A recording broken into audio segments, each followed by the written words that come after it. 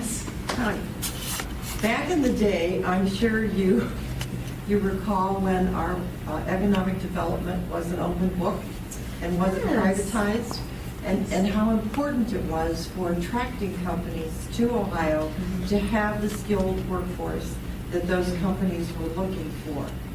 We used to have funds, the OITP program, industrial training, where we would train incumbent workers.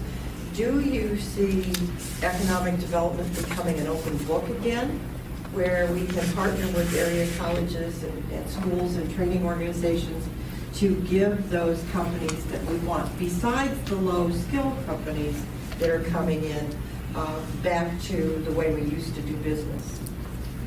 Well, I don't think anything goes back to exactly the way it was, but I love your question because the main economic development arm in Ohio is now called Jobs Ohio, and that's a public-private partnership.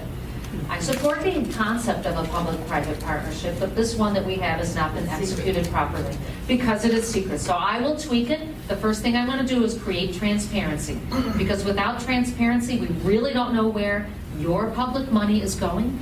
And it appears to go into the pet projects of the wealthy donors to the GOP. It is definitely not going to places like Canton, like Youngstown, like Zanesville. It's not going there. It's going to Cleveland, Columbus, and Cincinnati.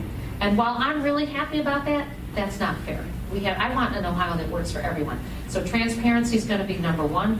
I also want to restructure it so that it complies with our state constitution, because right now it violates it. Yeah, is it a minor detail? Yes. But I do want to make sure that we pay attention to places outside the big three cities to make sure that they grow too. Because not everybody is going to live in one of those three cities, and frankly, those cities cannot afford to have everybody there. So we have to spread them.